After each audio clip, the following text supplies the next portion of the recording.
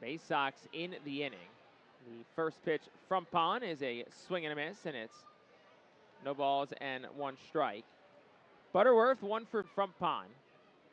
And that one is bounced for a ball. It's 1-1. And an excellent out. Struck out 4. 1-1. Swing and a miss by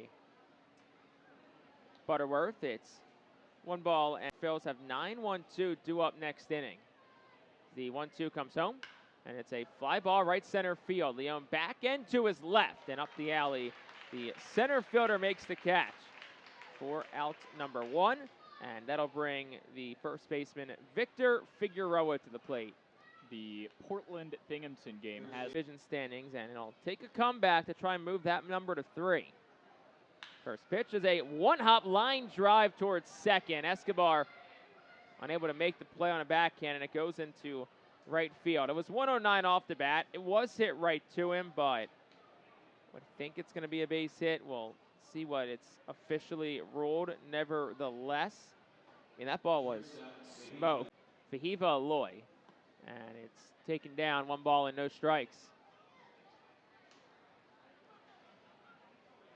So Aloy tonight, 0 for 3. Did reach on a fielder's choice and score a run back in the first.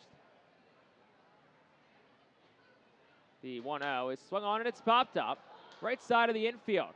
Looks like Arun Escobar will get another shot. The second baseman goes back and he'll make the catch. And that is out number 2. And that'll bring Frederick Bencosme to the plate. obviously a little bit to go here still, but Reading pitching's been great today. I mean, digs in with 2 outs in the first pitch. It's swung on and it's popped up behind home plate. Ricketts gives it a look, but it'll head into the crowd and 0-1. Swing and a miss, it's 0-2.